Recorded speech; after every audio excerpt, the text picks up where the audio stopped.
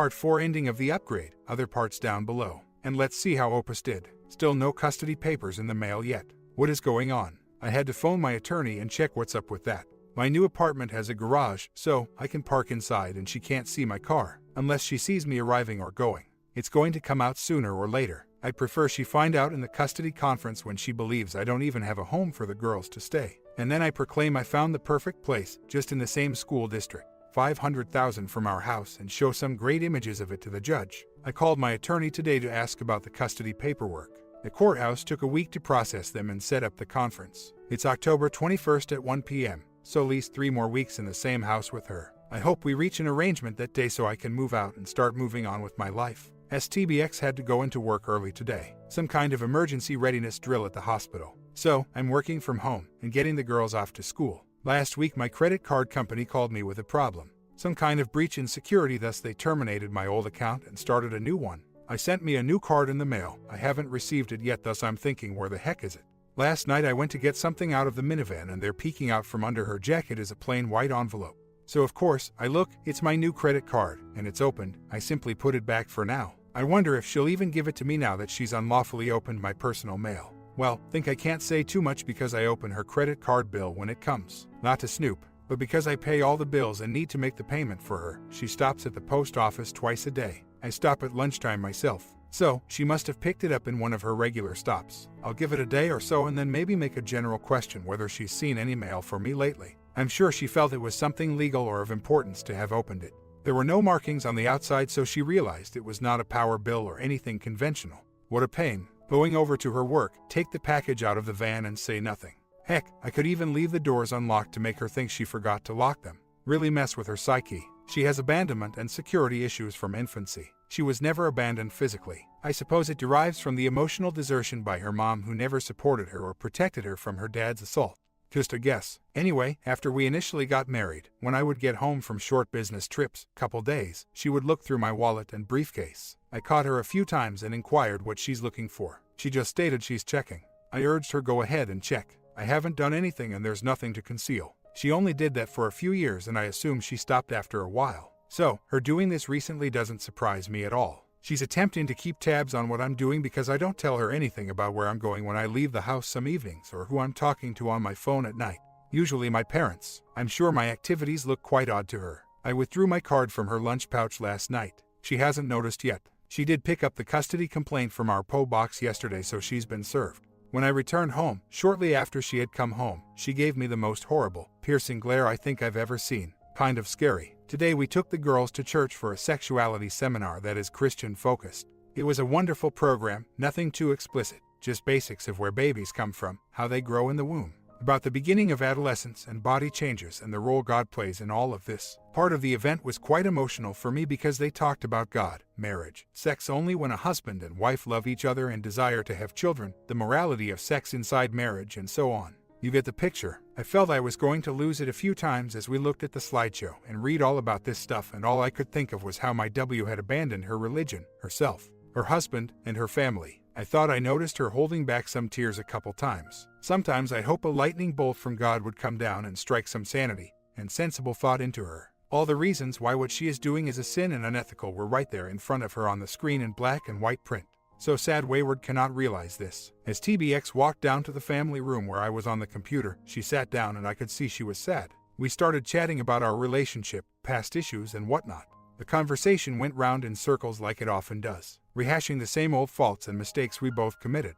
Eventually she brings up custody and asks a question in such a way that made me think she had already picked up the custody complaint from our PO box. Turns out she hadn't picked them up yet. She asked if I had filed. I told her sure, that she gave me no option. She was being unreasonable and stonewalling me, and I'm not going to hang around here waiting for her. I have a new life to start. She became quite upset. She inquired what type, partial or full custody. I told her complete custody, at which time she freaked out, yelling at me, telling me to get out of the house. You can't stay here, etc. She tried to blame me, stating I was doing this to our children. I was the one harming them. I kept cool, calm, and composed the whole time. I responded sensibly and matter of fact to her queries, and corrected her when she tried to blame me and tell me I'm doing stuff to my children. The debate proceeded with her becoming very emotional and distraught to the point she needed to leave and go back upstairs. She went up to our bedroom and cried. Our girls observed this and started to grow unhappy too. So, I invited the girls to come into the living room so we could talk and I would answer any questions they have.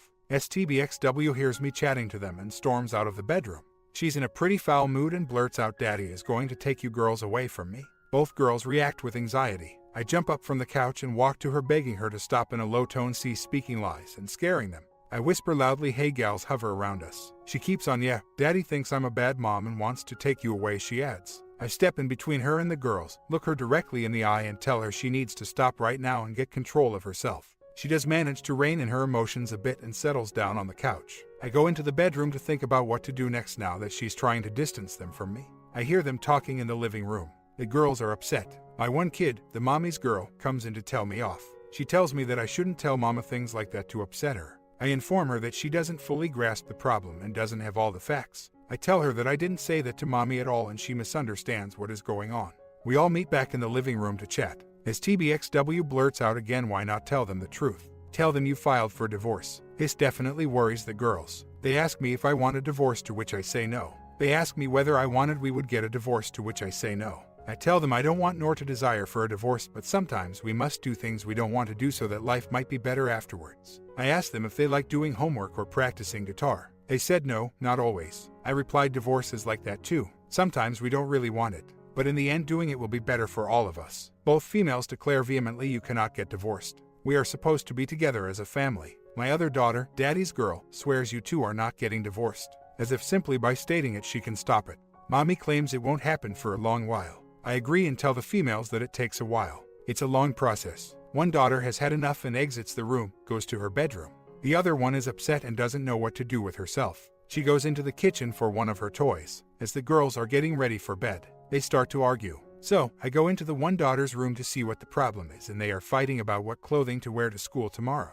I break them up and tell Mommy's girl to go to bed. She becomes belligerent, stands her position and back speaks to me with a smart mouth. Something about what she believes I said to Mama concerning custody, and how I shouldn't do that. I told her she was out of line and to go to her room. She goes to Mother since she normally protects her from punishments and lets her off easy. I follow behind her as she approaches Mommy, seize her by the shoulders and turn her around toward her room, telling her I instructed you to go to your room for punishment. Mommy freaks out, shouts at me to take my hands off her as if I'm hurting her, which I'm not.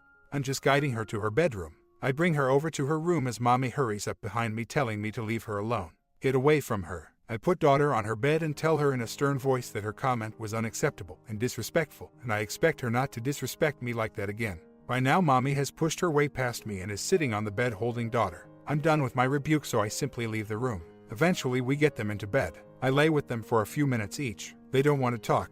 Instead, they want to read me a story. So, I let them. STBX grabs a quick shower while I'm resting with them. After she gets out, I go to watch some TV after all this turmoil. STBX gets the females up, takes them into our bedroom and locks the door. They sleep with her overnight and locked out. I don't say anything or do anything. I just understand that they need that time together and I sleep in my daughter's bed.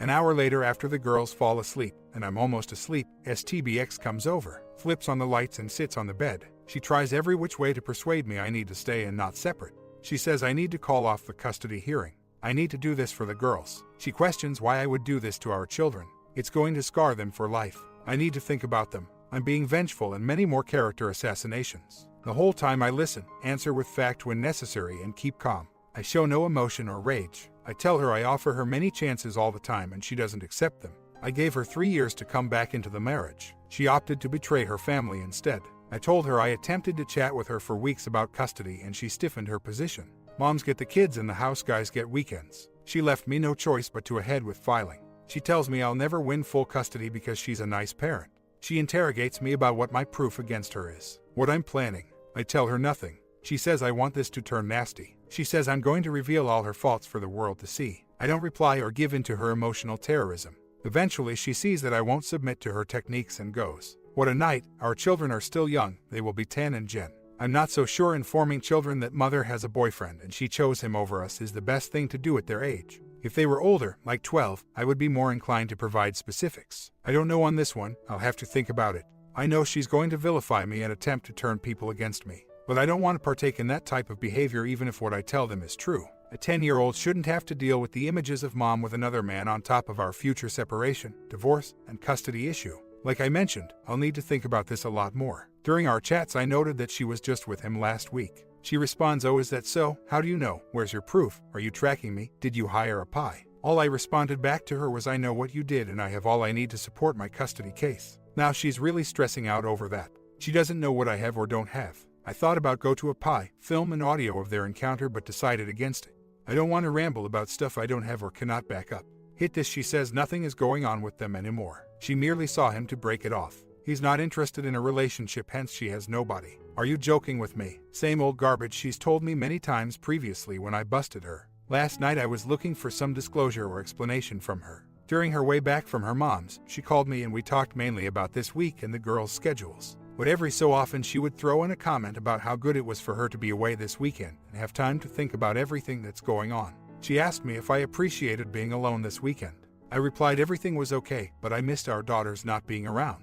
Later in the evening I was watching the news in our bedroom when she walked in and laid down on the bed. She started chatting about topics but not in any clear stream of thought. She was leaping all over the place and at one point I said to her, "Spit it out. I can't read your thinking." She hemmed and hawed before finally declaring she wanted me to suspend any further custody pursuits until after Christmas. She fears the court hearing and all will be too stressful on the girls during the upcoming holidays. I told her no, I would not delay. I've already waited years and been used by her the whole time. I told her I'm not waiting any longer. I told her custody doesn't have to drag out till December, that we could settle it right now if she were reasonable about the whole matter. The talk very much ceased at that moment. I got up and left the room to go get bedtime snacks for the girls. At bedtime she laid awake for 2 hours. I had problems falling asleep too, but she didn't say anything else to me. This morning while I'm getting dressed, she rolls over in bed and starts talking to me. She asks me if this is really what I want. I inquired whether she meant separation. She said yes. I told her it was never what I wanted. I never wanted a divorce, but her acts and deeds left me little alternative. Unfortunately, the path I'm heading down is necessary, not desired. She asked me if there was any small chance we could come out of this together. I informed her as of today, I don't see it happening. I told her I think separation is the way to proceed at this time. I reminded her that in June I provided her the 5 major conditions for reconciliation, and she didn't undertake a single one. I told her that if I were in her situation, I would be jumping through hoops right now to save us exactly like I did 3 years ago. To rehabilitate and prove myself. She has done nothing. I left the bedroom to leave for work. I wanted to say something about custody, a last-ditch proposal, but for some reason couldn't bring myself to speak up. I asked her if she would consider divided custody starting in January. 1 week with each of us, rotating. That way, I explain her, the girls would stay home through the holidays like she wants, and there might be a gradual transition like she wants. She wonders whether I would be moving out. I tell her yes, if we have an agreement. She explains she was hoped I would just stay here during that time.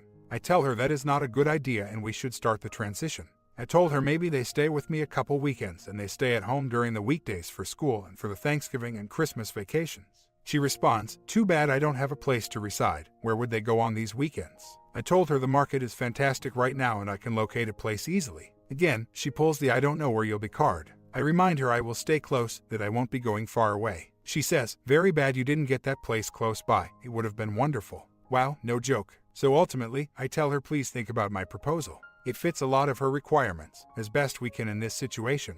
All weekend she's been looking for information on what evidence and information I have on her, using every tactic in her bag, from confrontation to emotional pity to try and persuade me to give details. She wants to know why I believe she's a bad mom. What things has she done that make her a lousy mother? I continued telling her I don't have an answer for her. She said, "Sure, you do. You just won't tell me." To which I said, "That's correct. I will not tell you. Doing so would be unwise." Update: court-ordered examination of my new property goes wrong in a very negative way. Friday was the day chosen for STBX to go inspect my apartment as asked by the custody judge. After several emails back and forth, she resolved on having my landlord present and doing the tour at 6:30 when she gets off work. So, I call my landlord, explain the situation, and he gladly agreed to meet us at my home at 6:30 p.m. Then later in the day, STBX emails again with a change. She doesn't want this to be a circus and drag others into it, therefore she doesn't need the landlord present.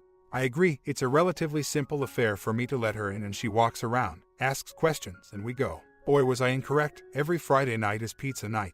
I'm out of money and she knows it. She was paid Friday, so she has money. I'm expecting her to come home with a pizza for the kids and we go over to see my new place. She calls the residence at 6:45 and says harshly, "I'm here. Where are you?" I'm thinking you never stated I was meant to meet you. And obviously there's no supper and I didn't take anything out or prepare anything. She set me up. So, I grab my keys, get my jacket, hurriedly instructing the babysitter to get this and that out to feed our kids something. I run over to my apartment where she's waiting in her automobile. I unlock the front door and step in to put on some lights. She follows me inside and pushes the front door to close it, but it stays ajar. I had to walk into the kitchen to switch on extra lights as she's looking over the living room.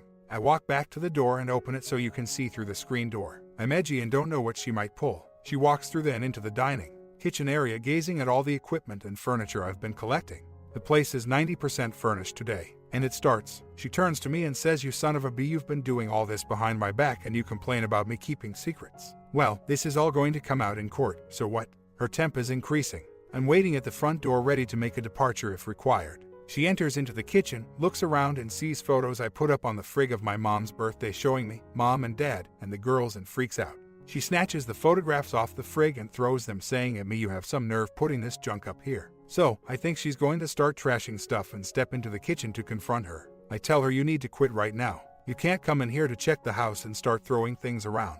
But she's already lost it and can't think or reason. She gets in my face holding some photographs, teasing me, "What are you going to do?" She dumps more photographs on the floor. At that time I knew things is going to become nasty and very fast, so I withdraw to the living room and walk out the front door. She follows me out on the porch ranting about this and that. She throws numerous photographs on the ground and stomps on them, then screams again, "What are you going to do?" So, wait for it, I phone the cops. I take out my cell, dial 911. They link me to the state police and I describe the scenario. I request they dispatch to the spot. The whole time W is yelling loudly in the background, "I want to talk to them. Give me the phone. I want to chat." She tries grabbing the phone and I twist and back away, each time attempting to preserve distance between us. She's outraged now and utterly wild. She walks over to me, embraces me in a bear hug and says, "Kiss me. Come ahead, give me a kiss." As I pull back and force her arms down, I finally break free from her and walk away up the street to get away till the police come. As I'm walking, I spot another man come out of my landlord's back driveway. He sees me and says hello.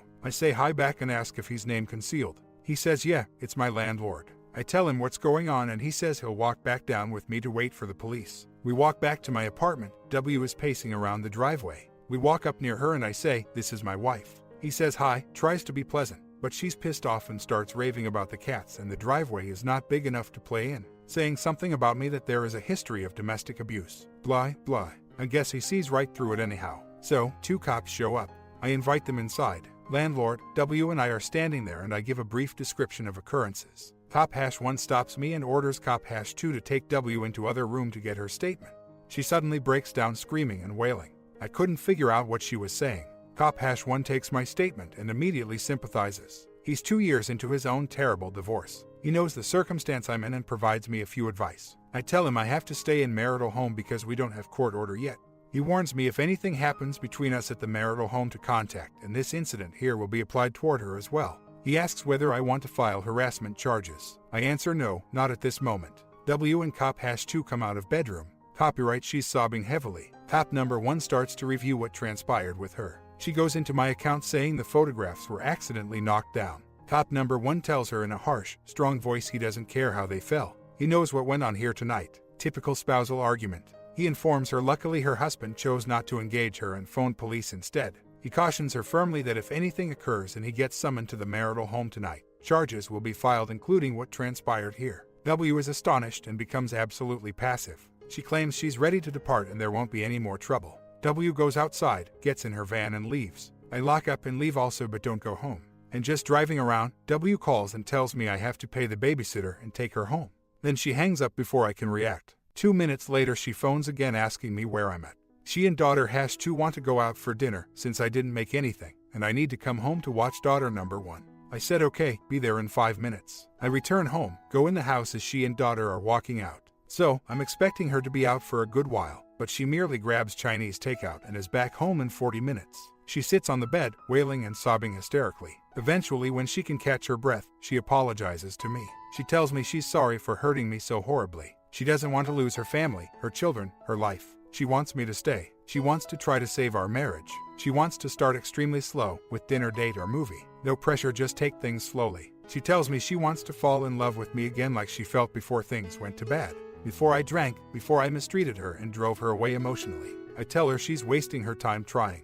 It takes 2 to work on a marriage and I'm out. I tell her I need some space. I still want to separate and we need to solve out the custody issue. She says she knows why I would feel that way. Does she? I don't think she knows the extent of damage done to me, yet she still wants to fight for us. Then she says, I have something to tell you. First thing was she's been off her anti-anxiety medicines for 1 to 2 weeks. She only has a few left. Not good. She needs the meds. She went off them for 2 weeks a couple years back and it was 2 WKS of misery. When questioned why, she replies it was because she didn't have enough money. The copay is only $40, come on. I suggested she needs to prioritize spending. Meds should come before horse riding lessons. She said, tell your daughter that. Oh goodness, I called in and ordered her pills, expedited delivery, and paid for them myself. I offered her the tablets and a glass and told her please take them. She tried to decline, stating she's almost out. So, I told her what I did. She's back on them 3 days now and I think it's helping. The second thing is more troubling. She informs me she hasn't had a period in 2 months. Oh my god, she thinks it's probably stress, and it may be. She is 41 and has been having irregular and sometimes heavy periods the last 2 years. Her doctor suggests it might be premenopause. I know once in a while she only goes 3 weeks between and then sometimes it goes 5 weeks. No, I did not ask her whether she believes she's pregnant despite the timing is ideal for their past 2 rendezvous. I doubt she would be trying to pull me back into the marriage owing to pregnancy for various reasons.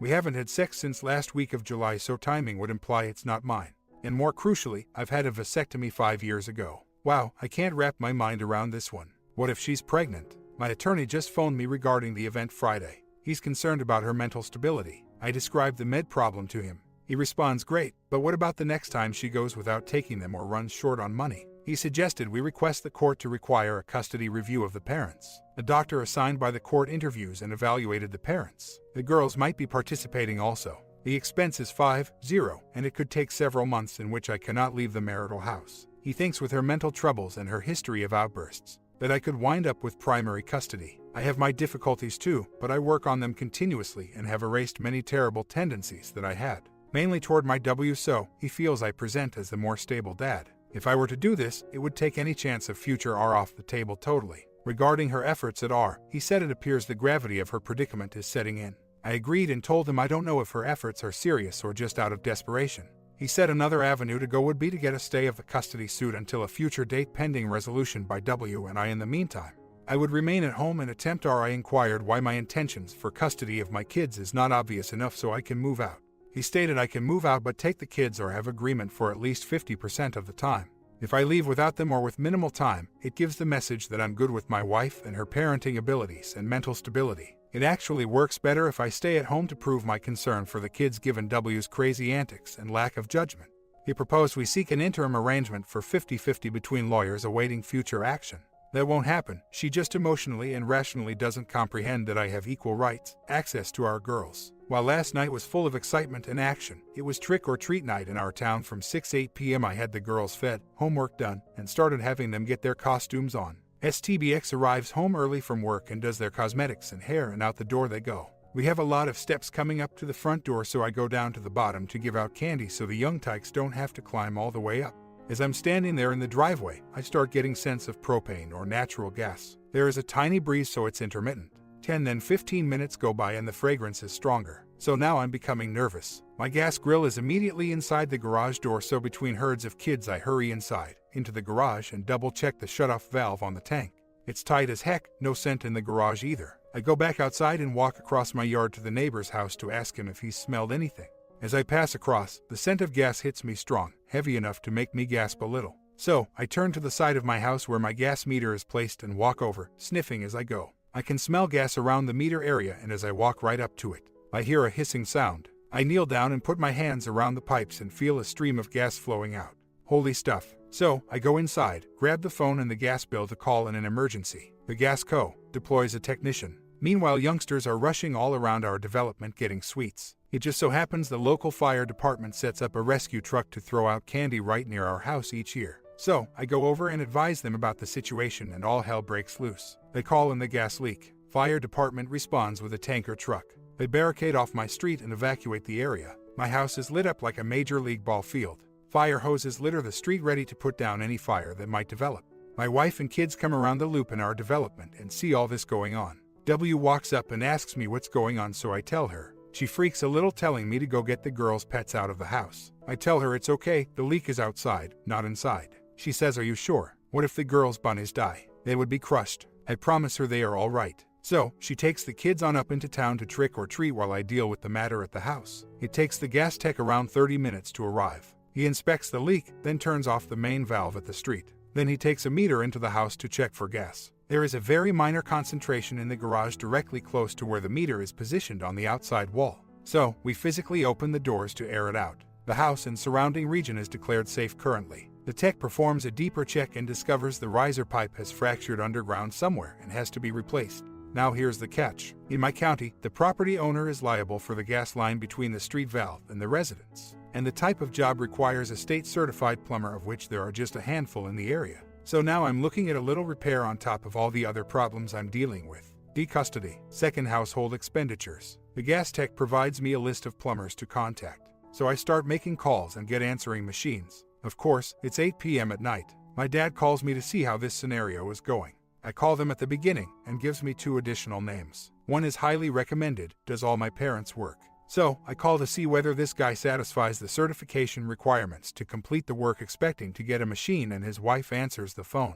I tell her the scenario and she got her spouse on the line. Nice service. He claims he can do the task, and is the gas tech still around? He'd want to ask some inquiries. I tell him yes and get them on the phone together. Gas tech says, "Hi, is this so-and-so?" Plumber replies yes. Gas tech says, "Hey buddy, how's it going?" Turns out they knew each other and worked various jobs recently. So, the questions got resolved and plumber is set to arrive this morning and start repairs. From their talk it looks the damage is less than originally expected, and I simply need the riser pipe repaired and not the full gas line replaced. Now, about the STBXW. After the dust settled last night, we're sitting discussing about what to do because we have no heat or hot water, and she tells me this is a sign. I ask her what she means. She believes this was a sign we are intended to be together, to safeguard each other. Jesus, I guess it may be, but who knows? She claims this is a sign from God telling me to get my act together. Because I need you and the girls need you. If you weren't here, this could have been terribly horrible. You may have spilled into the home, stifling us overnight, or piled up overnight and ignited by a spark. I tell her even if it was a sign that it repairs nothing between us. She tells me she's ready to work on us. I tell her it's a little too late at this time. I'm moving on emotionally, attempting to anyway. Filed for D, filed for custody. Not my own place, and etc. She tells me she's willing to do anything. I wanted utmost transparency, giving up her cell, if necessary, email access. I told her I can't obtain access to her company email, which bothers me immensely. I told her I think she's just acting out of desperation. She says she can understand why I would think that, but it's not true. She says she's ready to work on us and realizes it will be really hard work, but she's ready to put in the effort. I'm going to be fully honest with myself here. I'm growing quite conflicted this last week since she's starting coming around. Love may be a very powerful. I keep trying to weigh the terrible times, her tantrums, her treachery, the shattered trust, and everything else negative from our past against the chance of what could come up from the ashes of this marriage. I think of the old proverb, what doesn't X you will make you stronger. I don't know. As you can see, I'm struggling recently. I'm trying to keep a clear head about this, but her recent emerging out of the fog seems to have sparked a flame of optimism within me that I think never completely died out. I'm not sure what path I want to take anymore. My heart whispers, take a chance, try to make it work. My logic says don't let her trick you again and tread on your heart. Get away now. If she had emerged out of the fog like this in May when I addressed her really with D, I feel we would be working on our marriage now. If she didn't falter or break NC, man, this is pretty tough. Update. Under all this financial and emotional pressure she buckles last night. She tells me this cannot continue on. She says she will call her lawyer and want the remaining of her retainer cost back and use that to pay down the repair bill. She tells me she won't fight me on custody anymore. She says you won, you've beat me, I can't afford to fight you through legal fights, and you will take it there no matter what. So, I tell her I will put up a plan and get it sent over to be signed. This talk happened shortly after supper. Then at bedtime, we're laying there and she begins to apologize again. She says she can't truly appreciate the extent of the hurt she's caused me since she can't feel what I'm feeling. But she claims she can connect to it because she was terribly injured in the past by me. I agree with that. The things I did and said to her years ago were cruel and nasty and definitely created emotional suffering akin to what I'm experiencing. She tells me she's so sorry for what she has done to me and wants a chance to heal it if only I will let her. She's trying and attempting to persuade me that she is honest in her efforts to save the marriage. She informed me she submitted an apology email to our old MC in hopes she would take us back into therapy, and she apologized to my landlady for her misbehaving last week. It indicates she is seeking to atone for her recent sins and take responsibility for her acts. So, what should I do? Strike while the iron is hot. I could wait till she drops her lawyer, then continue with the November 21st custody conf without her or her lawyer and basically get my way because she's absent and without representation. or I could have a custody agreement set up the way I wanted and have her sign it. If she actually would, I don't know. I've been thinking about the timing of all this with the girls and holidays coming up. Even if I received primary custody tomorrow, I don't think I would approve them instantly regardless. I'm thinking of holding off until January so we get through the holidays with some sort of normalcy and family togetherness. There's barely a month and a half remaining in this year and yanking the kids out of their house. Splitting up the parents right at this moment just doesn't feel right. And there is this small tidbit. The barricade I built up around my heart is starting to show tiny fractures. Deep down, I don't want our family or life to fall apart. I never did, except I felt pushed to my limit and was left with no other choice except to file for D. My attorney called me yesterday to see how I was doing and whether there were any new developments. I mentioned to him that she is demonstrating a change of heart and attitude. He said he's seen this lots of times when the petition for D or custody makes the reality of the situation come home hard and shakes the WW out of their funk.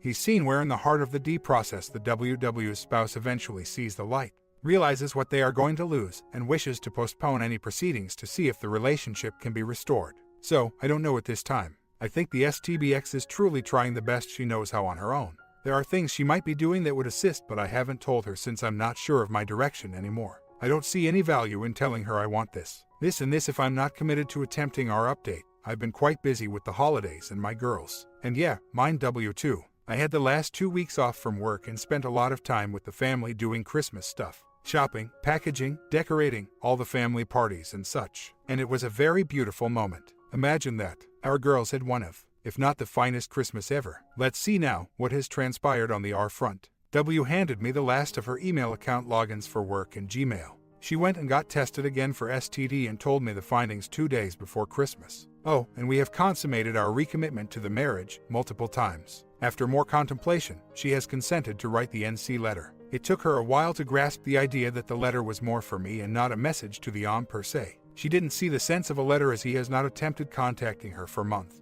and she has no plans to ever contact him again. I emphasized numerous different ways that her agreement to do it, her writing of the letter by her own hand, her thinking about what to say and executing it was just another way for her to display her recommitment to our marriage. Last night we were lying in bed, snuggling and talking about how lovely the holiday was for us, and she firmly grabbed my hand, looked into my eyes and said, "I'm sincerely sorry for hurting you so horribly." I said, "It's a new year and a fresh start. Let's focus on each other more intensively than ever and don't worry the petty stuff that may come up." Couple months later, final update. I'm still at home with the W and kids. I asked the realtor to put my rental place back on the market. I did this to try to ease our financial position, as we try to pay for a second household, lawyer bills, credit card debt, and money I borrowed from my parents to get set up on my own, and we've had some unexpected home and auto problems. It's a difficult time of year, middle of winter, to find another renter, so I'll probably be stuck paying rent till the lease runs out in June. W and I are getting along nicely. No arguments or issues. I've checked on her a few times, email and phone records, and nothing appears to be going on. My gut tells me nothing is going on too. She had her first restart of IC yesterday and set up numerous additional appointments. She also completed release documents for the first time in years to allow her therapist to exchange knowledge with mine. I think that is a favorable indicator. In the past, she has been absolutely discreet about what goes on in her sessions. My birthday is this Friday and she has scheduled a family getaway for 3 days. She won't tell me what it is. She wants it to be a great surprise. All I know is I had to take 2 vacation days and we have to drive wherever we are going. I'm looking forward to it. My only complaint about R is I don't feel connected with her. We seem to be just going through the motions of daily existence. I want to feel a closer, intimate connection with her. I'll admit I haven't been trying very hard. I need to do more frequent touching and hugging. And we definitely need to find more time for bonding. Life is hard with 2 girls, work, homework, music lessons, activities, and domestic tasks. We both normally slip into bed fatigued each night. I have been doing more listening and talking and chatting with her since I feel this was something I was missing in before her affair. So, things are moving along, slowly, but at least in the right direction. I forgot to say we are viewing more TV series together. We used to just go in our own rooms and watch whatever or even the same show sometimes. I even watch shows that only she enjoys just so I can snuggle with her on the couch or in bed. My comment, "It took Opus all this time for R. I hope this is all worth it for him in the end. At least she is getting some professional help."